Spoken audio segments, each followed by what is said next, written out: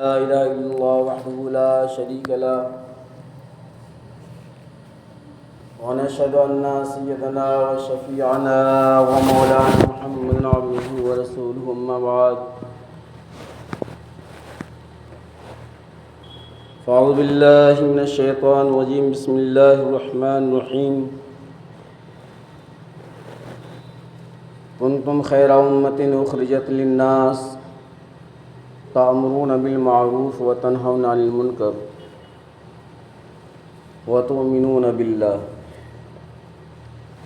صدق الله العظيم. وقال النبي صلى الله تعالى عليه وسلم بلغوا عني ولو آية أو كما قال صلى الله عليه وسلم. برادران محترم، بزرگوں اور بھائیوں، اللہ رب العزت کا بے حد احسان اور ان کا کرم ہے کہ اللہ تبارک و تعالی ہم سب کو جمعہ کی نسبت سے تھوڑی دیر دین کی باتیں سننے سنانے کا موقع دیا۔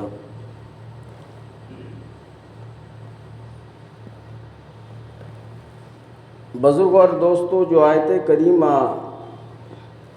خطبہ کے بعد میں نے آپ کے سامنے میں تلاوت کی ہے،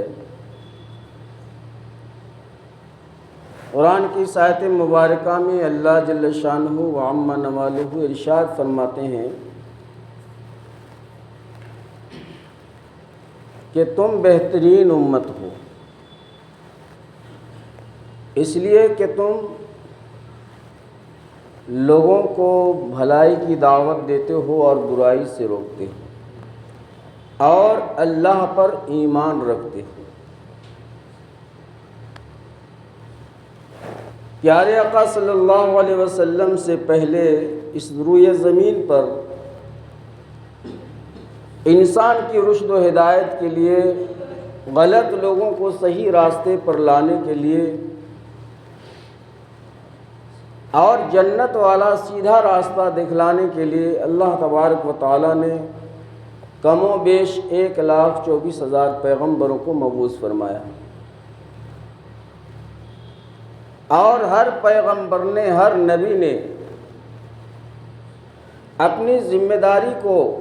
اور ڈیوٹی کو نبھایا، مگر ان نبیوں کے امتی پر یہ ذمہ داری نہیں تھی جو ذمہ داری امت محمدیہ کو دی گئی۔ یہی وجہ ہے کہ اللہ تبارک و تعالیٰ نے ان امتیوں کے بارے میں خیر امت کا لقب نہیں دیا ہے کہ تم بہترین امت ہو۔ کسی بھی نبی کے امتی کو بہترین امت نہیں فرمایا اللہ تبارک و تعالیٰ، مگر امت محمدیہ کو یہ عزت و شرف حاصل ہے کہ اللہ رب العزت جو بے نیاز ہے، کسی کو خوش کرنے کی اس کو ضرورت نہیں ہے، وہ خدا امت محمدیہ کو خیر امت کا لقب سے ملقب کیا اور ارشاد فرمایا کہ تم ہی بہترین امت ہو۔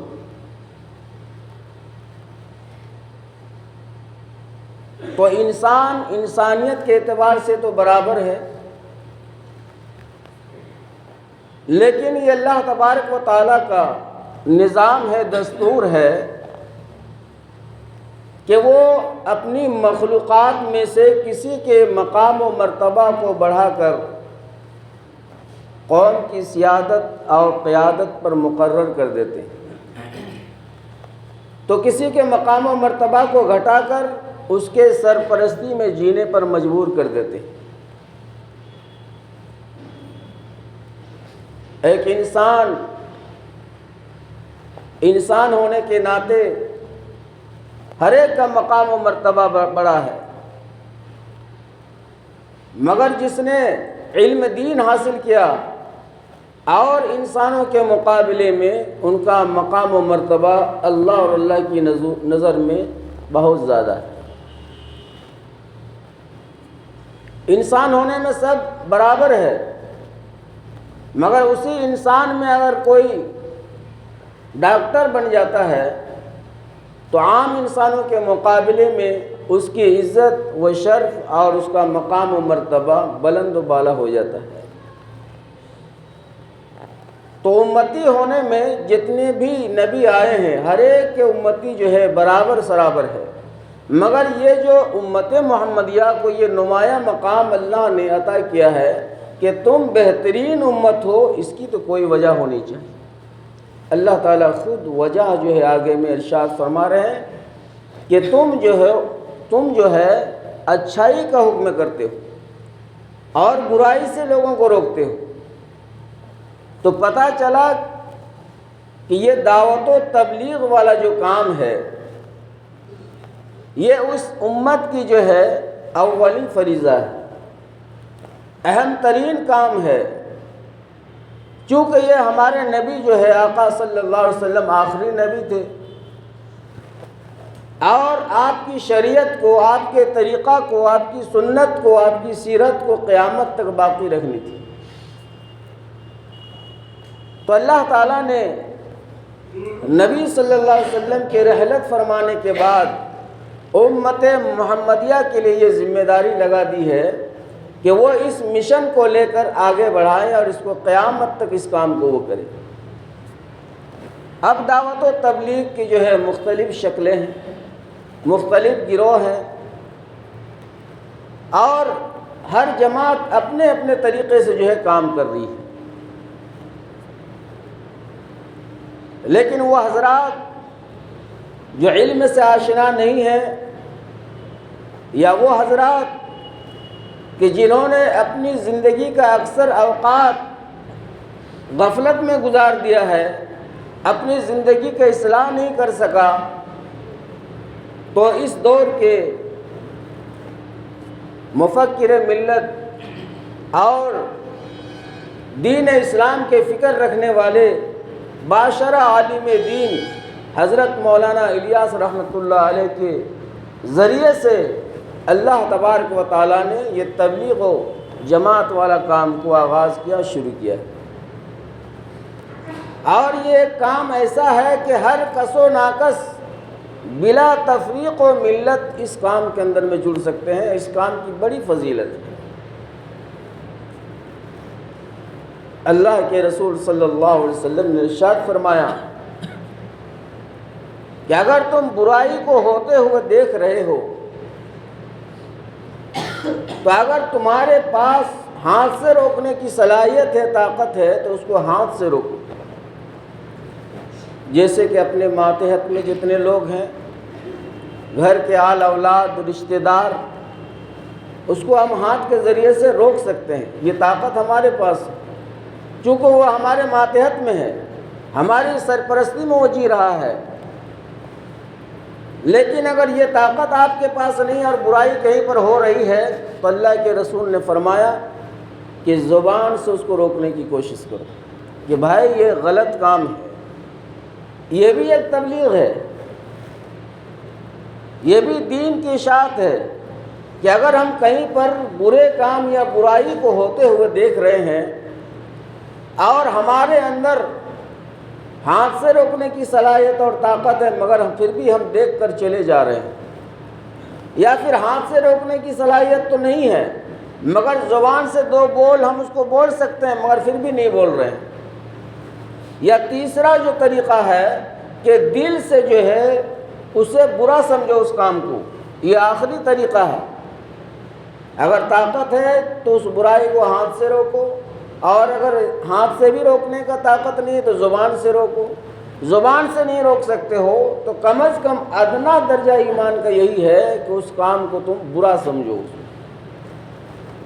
تو یہ بھی ایک تبلیغ کا طریقہ ہے، اور یہ ہماری ذمہ داری ہے، اس امت کی بہت بڑی ذمہ داری ہے، اور اسی ذمہ داری کی وجہ سے اللہ تعالیٰ نے اس امت کو خیر امت کا لقب دیا ہے کہ تم بہترین امت ہو۔ آج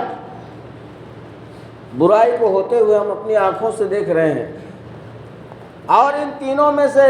ضرور کوئی نہ کوئی طاقت ہمارے پاس موجود ہے،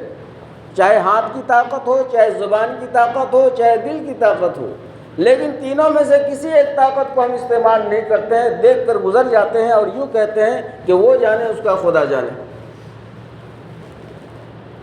اللہ کے رسول صلی اللہ علیہ وسلم نے ارشاد فرمایا کہ کلہم راعٍ وہو مسئول عن رعیتہ، تم میں سے ہر انسان جو ہے اپنے گھر والوں کا نگہبان ہو،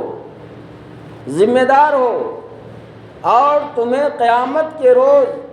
تمہارے بال بچوں کے بارے میں سوال کیا جائے گا۔ قرآن پاک میں بھی اللہ تعالیٰ نے صاف ارشاد فرما دیا ہے کہ یا ایھا الذین آمنوا قوا انفسکم نارا، اے ایمان والو تم پہلے اپنے آپ کو اور پھر گھر والوں کو جہنم کی آگ سے بچاؤ۔ نماز ہم تو پڑھ لے رہے ہیں، ہماری بیوی نماز پڑھ رہی ہے یا نہیں اس کا ہمیں خیال نہیں ہے، پرواہ نہیں ہے، بال بچے نماز پڑھ رہے ہیں یا نہیں ہم اسے نہیں کہتے ہیں۔ تو یہ ہماری ذمہ داری ہے، اور اس آیت سے پتہ چل رہا ہے کہ تبلیغ کا آغاز اپنے گھر سے کرنا چاہیے، گھر والوں کو سمجھانا چاہیے،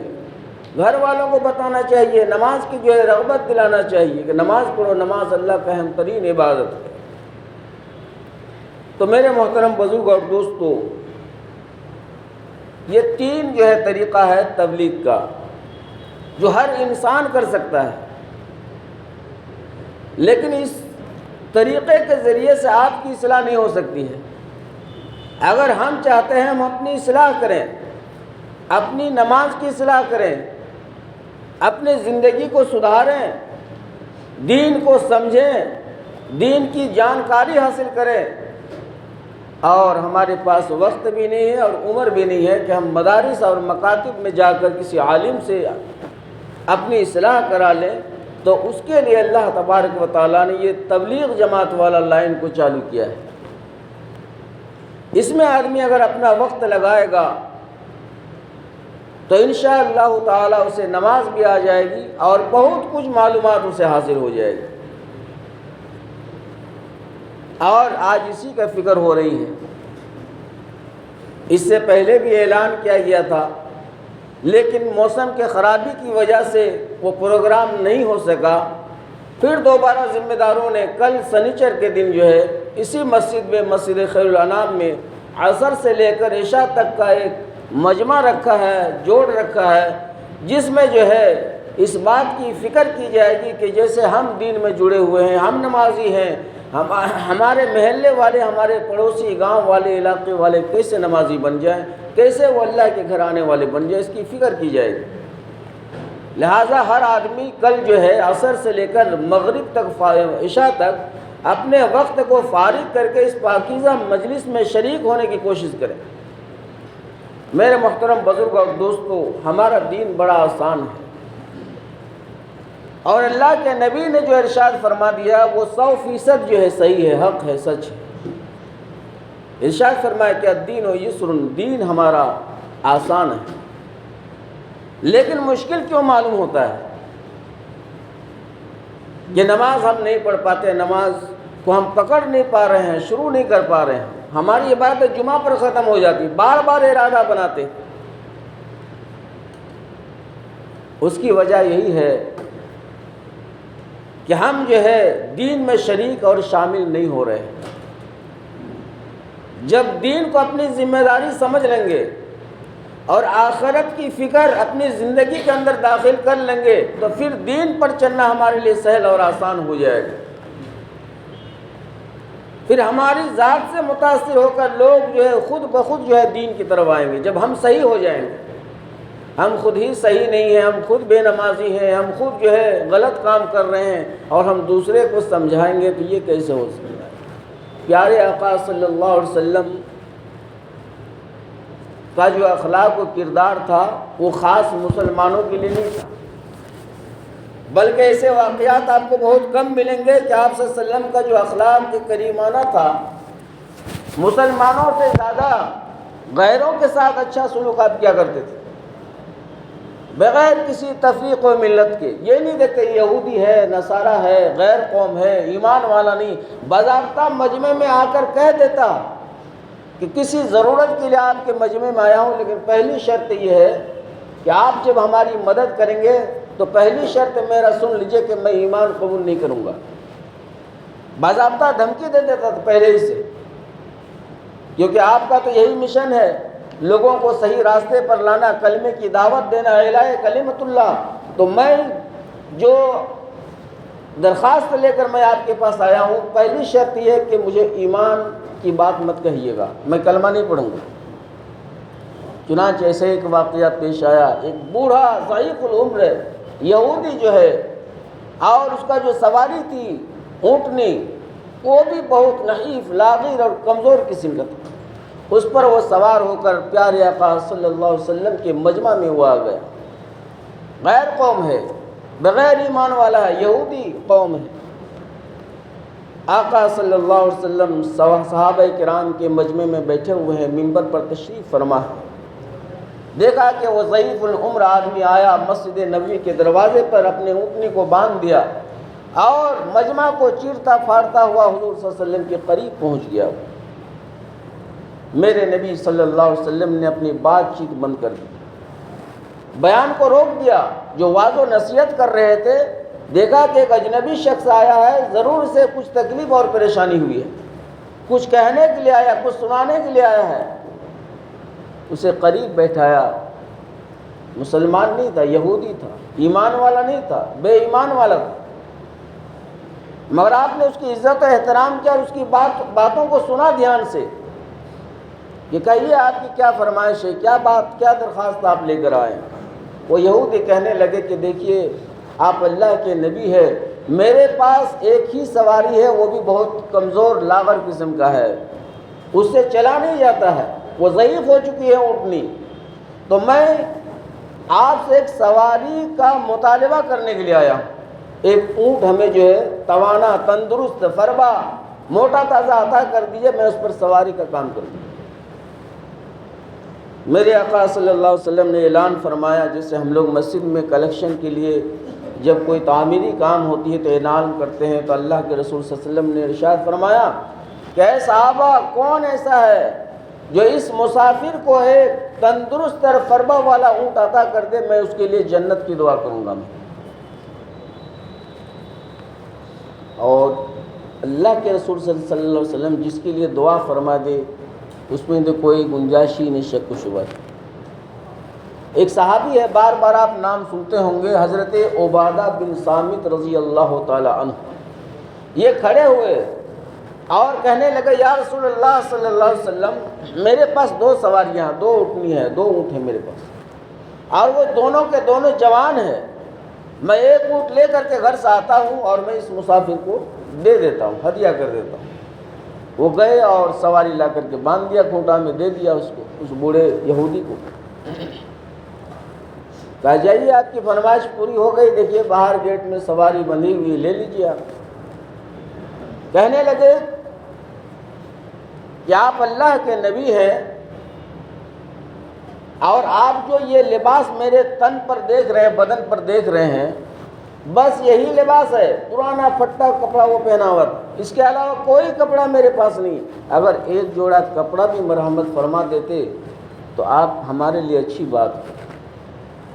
پھر حضور صلی اللہ علیہ وسلم نے جو اعلان فرمایا، تو ایک صحابی نے جو ہے ایک جوڑا کپڑا لا کر کے اپنا، چاہے نیا ہو سیکنڈ ہینڈ ہو، لا کر کے اس کو دے دیا، لیکن وہ پھر بھی بیٹھا رہا وہاں۔ میرے آقا صلی اللہ علیہ وسلم نے فرمایا کہ جائیے آپ کی فرمائش تو پوری ہو گئی، سواری بھی مل گئی، کپڑے بھی مل گئے، اب کیا بات ہے؟ کہنے لگے کہ میں ایک روز کا بھوکا ہوں، کھانا پینا میں کھایا نہیں ہوں، پریشان حال ہوں، اگر کھانا بھی کھلا دیتے تو میں خوشی خوشی یہاں سے واپس چلا جاتا۔ اور آنے سے پہلے اس مجمع میں وہ بوڑھا یہودی شرط لگا دیا تھا، آتے ہی کہہ دیا کہ میں کلمہ نہیں پڑھوں گا، مجھے ایمان کی بات اور کلمے کی بات نہیں کریں گے، تب میں اپنی بات آپ کے سامنے میں رکھوں گا۔ اللہ کے رسول نے کہا کہ دیکھو، دین میں زبردستی نہیں بھائی، تمہاری مرضی ہے، تمہیں سمجھ میں آتا ہے تو مذہب اسلام کو اپناؤ، نہیں سمجھ میں آتا ہے تو تم جانو، تمہارے خدا جانے، لیکن ہم تو کسی پر جبراً کسی کو کلمہ پڑھانے والے ہم نہیں۔ اب کھانے کا مسئلہ آ گیا تو صحابہ کا وہ دور غربت کا دور تھا، اعلان تو کر دیا مگر کھانے کا انتظام نہیں ہو سکا۔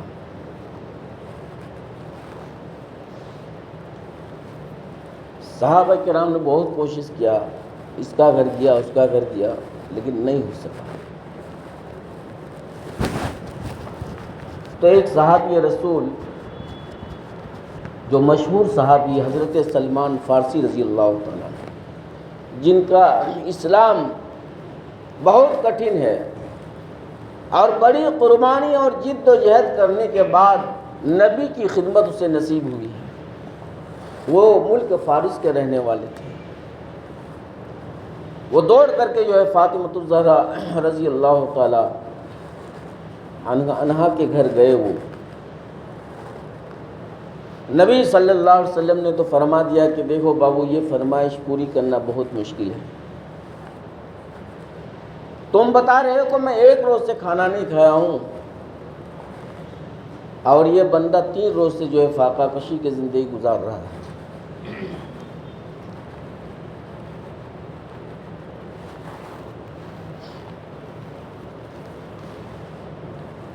وہ سلمان فارسی رضی اللہ تعالیٰ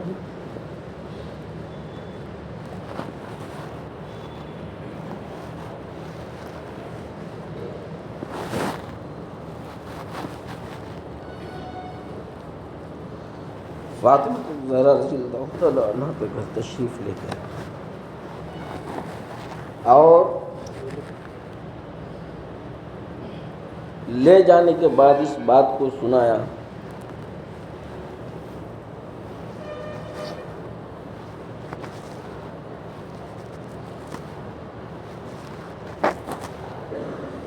تو میرے محترم بزرگ اور دوستو،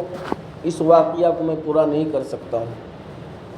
تو کہنے کا مقصد یہ ہے کہ یہ تبلیغ یعنی لوگوں کو برائی سے روکنا اور بھلائی کا حکم کرنا، یہ اس امت کی ایک اہم پہلو ہے اور ذمہ داری ہے۔ اگر ہم کسی کو اچھی بات کا حکم نہیں کریں گے، برائی سے اگر ہم نہیں روکیں گے، تو میدان حشر میں جو ہے ہماری پکڑ ہو جائے گی، اور وہ لوگ گواہی دیں گے کہ پروردگار عالم یہ تو نماز پڑھ لیتا تھا مگر کبھی اس نے نماز کی دعوت مجھ کو نہیں دیا ہے۔ تو یہ ہماری ذمہ داری ہے کہ جس طرح ہم دین سے جڑے ہوئے نماز پڑھ رہے ہیں، ان لوگوں کی فکر کریں، اور سب سے پہلے گھر والوں کی فکر کریں، بال بچوں کی فکر کریں۔ اللہ تبارک و تعالیٰ نے حدیث پاک میں لکھا ہے کہ ایک بستی پر گناہوں کی وجہ سے عذاب کو نازل کر دیا تھا۔ جبریل امین کو بھیجا کہ فلاں بستی والوں کو جو ہے عذاب اس پر نازل کر دو، بستی کو الٹ دو، بہت گناہ کا کام یہاں پر ہو رہا ہے۔ جبریل امین نے فرمایا کہ پروردگار عالم، اس بستی کے اندر میں ایک نیک انسان رہتا ہے، بہت بڑا عابد زاہد ہے، دن رات آپ کا ذکر فکر میں لگا رہتا ہے، عبادت گزار ہے۔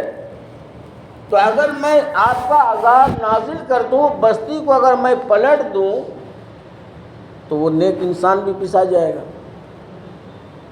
تو اس کا انتظام کیا کیا جائے؟ اللہ تبارک و تعالیٰ نے فرمایا کہ پوری بستی کو اس کے سر کے اوپر ڈال دو، الٹا کر کے۔ وہ خود اپنی تو فکر کیا ہے، مگر کبھی اس کے چہرے پر برائی کو دیکھتے ہوئے شکن نہیں آیا ہے کہ بھائی بستی میں محلے میں جو ہے برائی ہو رہی ہے، جگہ جگہ جوئے کی اڈا ہے، بستی میں باوقار باعزت لوگ ہیں، عہدے داران بستی کے اندر میں ہیں، جن کی باتیں چلتی ہیں وہ جو ہے خاموش ہے، فکر نہیں کرتے ہیں کہ برائی کو سماج سے کیسے نکالا جائے۔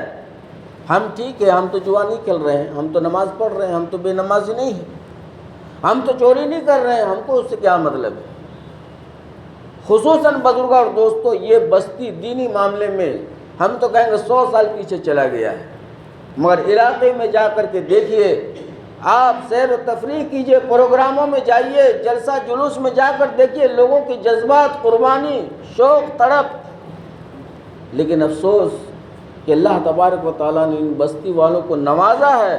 مگر وہ صرف اپنے سے مطلب رکھتے ہیں. دین کے لائن میں خرچ کرنے میں اسے جو ہے نانی مر جاتی ہے، اور فضول خرچی میں وہ دیکھیے وہ حاتم طائی آگے آگے وہ نظر آئے گا. بے شمار برائیاں بستی کے اندر میں ہو رہی ہیں، کوئی فکر نہیں ہے. بڑے بڑے لوگ جن کی باتیں چل سکتی ہے، جو ذمہ داران ہیں، وہ بھی خاموش سوئے ہوئے ہیں، کچھ نہیں بول رہے.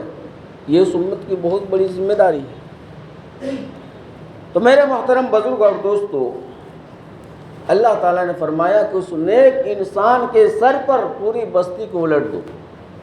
جس کی وجہ سے سب سے پہلے وہی مرے جو ہماری عبادت کرتا تھا، اس کے بعد باقی لوگ مرے. تو ہم چاہتے ہیں کہ بس ہم نماز پڑھ لیے، بس ذمہ داری ختم ہو گئی. ہر ایک کی ذمہ داری ہے کہ وہ روزانہ یہ مزاج بنا لے کہ ہمیں ایک مومن بندہ کو جو ہے نماز کی دعوت دینی ہے، چاہے وہ گھر کا ہو، چاہے محلے کا ہو، چاہے بستی کا ہو. ہر انسان سے ہر انسان کا ملاقات ہوتی رہے. تو میرے محترم بزرگ اور دوستو، ہمارے نبی نے جو ہے دین کو جو پھیلایا، اپنی اخلاق سے پھیلایا. سلمان فارسی رضی اللہ تعالی عنہ حضرت فاطمۃ الزہرا رضی اللہ تعالی عنہ کے گھر تشریف لے جاتے ہیں اور کھانے کا مطالبہ کرتے ہیں، اور وہاں سے جواب ملتا ہے کہ جب ہمارا باپ بھوکا ہے تو بیٹی کے گھر میں کھانا کیسے رہ سکتا ہے. سلمان فارسی رضی اللہ تعالیٰ عنہ کو اپنا دو پٹا دیتی ہے اور دینے کے بعد کہتی ہے کہ جاؤ فلاں یہودی کے پاس جاؤ، یہ گروی رکھتا ہے، یہ دو پٹا جو ہے گروی رکھ دو، اور گروی رکھنے کے بعد کچھ روٹی وغیرہ کا وہاں سے انتظام کرو. غیر قوم یہودی ہے، اس کی کھانے کے کتنے انتظام کر رہے ہیں، فکر کر رہے ہیں. لیکن آج ہم جو ہے پڑوسی میں پریشان ہے، بھوکا مر رہا ہے، بستی میں بہت سارے مفلس پلاش ہے، پریشان حال ہے، کوئی دیکھ ریکھ کرنے والے نہیں. کون کیا کھا رہا ہے، کیا پی رہا، نہیں کر رہا، کوئی کھوج خبر نہیں، اپنی ذات سے مطلب رکھتے ہیں. وہ دو پٹا جو ہے حضرت فاطمۃ الزہرا رضی اللہ تعالیٰ عنہ کا لے کر سلمان فارسی رضی اللہ تعالیٰ عنہ ایک اور یہودی کے پاس، ان کا نام ہوتا ہے شمعون. اس یہودی کے نام ہے شمعون، اور وہ جو ہے پڑھا لکھا یہودی تھا. توریت میں جو ہے نبی صلی اللہ علیہ وسلم کی تمام صفات کو انہوں نے پڑھ رکھی تھی کہ یہ چیزیں نشانی اور علامت اس آخری نبی کی ہوگی، کہ کسی مہمان کے مہمان نوازی کے لیے وہ اپنے گھر کے سامان کو بھی گروی رکھ دے گا، مگر اس کو واپس نہیں کرے گا، بھوکا نہیں لوٹائے گا اسے. اب جیسے ہی حضرت سلمان فارسی رضی اللہ تعالیٰ عنہ یہ دو پٹا لے کر گئے اور واقعہ سنایا کارگزاری کے ایک ایسی بات ہے، انہوں نے جو ہے کھانا لے لیا اور کھانا لے کر کے ساتھ میں آیا، چلو نبی کے پاس مجھے لے کے چلو، آج یہی آخری نشانی مجھے دیکھنا اور آزمانا باقی تھا، میں نے آج اپنی آنکھوں سے دیکھ لیا. اور آنے کے بعد جو ہے خدمت رسول میں جیسے ہی آیا، کلمہ پڑھ کر اسلام کو، ایمان کو قبول کر لیا. اور وہ جو یہودی آیا تھا 3 سوالات کیے تھے، سواری کا، کھانے کا، کپڑے کا، انہوں نے بھی ایمان قبول کیا. اور ایمان قبول کرنے سے پہلے دعا کی اللہ سے کہ اللہ میرا ایمان اگر آپ کو مقبول اور منظور ہے تو جیسے ہی میں کلمہ پڑھوں آپ میری روح کو جو ہے قبض کر لیجیے، آپ فنا کر دیجیے مجھے. کلمہ انہوں نے پڑھا، اشہد ان لا الہ الا اللہ و اشہد ان محمد رسول اللہ، اور اسی وقت وہ جو ہے وہاں پر انتقال کر گئے. تو دین جو ہے اخلاق سے پھیلا ہے. ذرا ہم دماغ کو اپنا وسیع کریں، بستی کے حالات اور جائزہ کو ٹٹولیں، برائی کو روکنے کی کوشش کریے. ہر ایک انسان کی ذمہ داری ہے. تو اسی مناسبت پر کل جو ہے اس مسجد کے ذمہ داروں نے عصر سے لے کر عشاء تک ایک پروگرام رکھا ہے، ایک مجمع رکھا ہے، جس میں دین کے مختلف شعبوں پر جو ہے غور فکر کیا جائے گا. ہماری آخرت کیسے بن جائے، ہماری اصلاح زندگی کے کیسی ہو جائے، ان تمام چیزوں پر جو ہے بات چیت ہوں گے۔ علاقے کے ذمہ دار لوگ بھی آئیں گے۔ آپ حضرات سے گزارش ہے کہ آپ حضرات جو ہے اس پاکیزہ مجلس میں شریک ہونے کی کوشش کریں۔ اللہ تبارک و تعالیٰ ان تمام باتوں پر ہم سب کو عمل کی توفیق عطا فرمائے۔